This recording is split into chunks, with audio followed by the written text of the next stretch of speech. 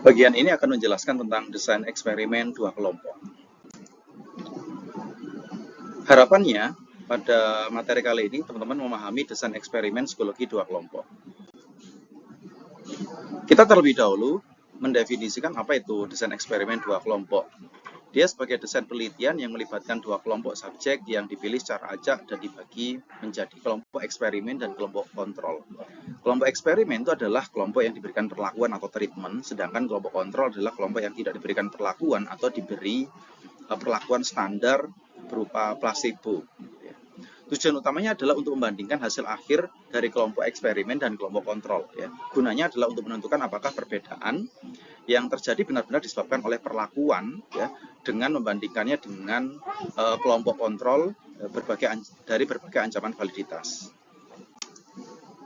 Apa karakteristik utamanya adalah pertama adanya kelompok kontrol yang berfungsi sebagai basis perbandingan sebagai komparasinya, lalu kemudian adanya penugasan acak atau random assignment bahwa subjek penelitian itu dialokasikan secara acak atau random ke dalam kelompok tersebut Jadi kelompok eksperimen dan kelompok kontrol itu nanti didapatkan dari kesempatan yang sama dari sekumpulan sampel untuk diletakkan atau diposisikan di kedua kelompok tersebut Ini adalah hal utama yang menjadi prinsip dan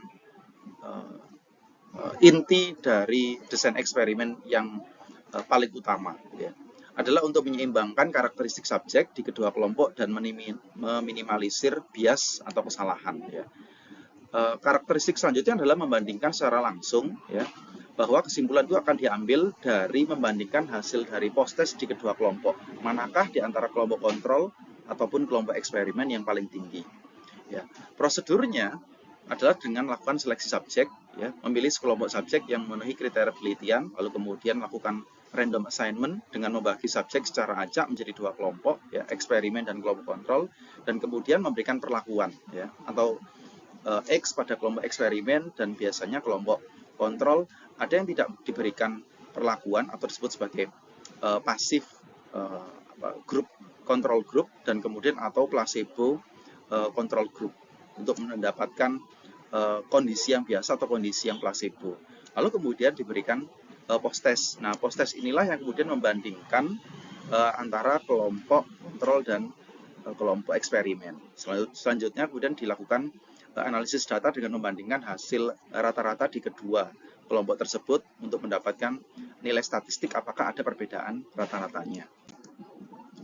Kelebihan dari dua kelompok adalah pertama adalah terkait dengan sejarah atau histori dan maturitinya, karena kedua kelompok ini mengalami peristiwa eksternal dan proses kematangan yang sama sehingga efek akan sama pada kedua kelompok tersebut Perbedaan hasilnya hanya akan berasal dari adanya perlakuan atau tidak Pengujiannya umumnya tidak ada pretest sehingga kemudian itu tidak berdampak pada post-testnya karena partisipan tidak merasakan atau tidak memiliki pengetahuan terlebih dahulu tentang apa yang menjadi soal atau pretest yang diberikan sebelumnya Lalu kemudian kelebihannya pada regresi statistik bahwa proses random assignment-nya itu memastikan bahwa subjek dengan skor ekstrim itu terdistribusi secara merata di kedua kelompoknya Dan kemudian selanjutnya adalah ada keyakinan yang berlebih bahwa hasilnya jauh lebih dapat dipercaya untuk menyimpulkan hubungan kausalitas di antara perlakuanlah yang menjadi dampak pada hasil variabel dependennya. Kekurangannya adapun kekurangannya adalah pertama memerlukan lebih banyak subjek dan artinya kemudian sumber daya terkait dengan finance ataupun kemudian sumber daya misalnya pada asisten peneliti juga lebih banyak karena melibatkan subjek yang lebih besar sehingga kemudian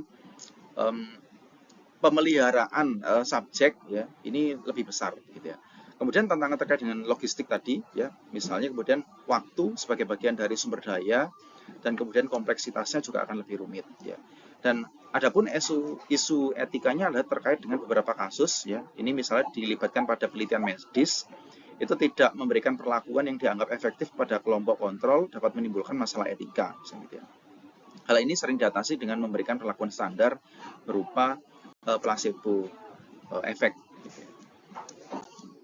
Kesimpulannya, desain dua kelompok adalah langkah fundamental dalam penelitian eksperimen yang utama dan sejati, bahwa kehadiran kelompok kontrol dan random assignment merupakan syarat kunci untuk meningkatkan validitas internal dan memungkinkan peneliti membuat kesimpulan yang memiliki bukti kausalitas lebih kuat. Desain ini secara efektif mengisolasi efek dari variabel perlakuan atau treatmentnya dengan menyamakan atau menyetarakan kondisi semua variabel pengganggu atau extraneous variabel di antara kedua kelompok eksperimen dan kelompok kontrol. Sekian, itu yang bisa saya sampaikan. Kita akan bertemu kembali dengan materi pembelajaran yang lainnya. Sampai jumpa.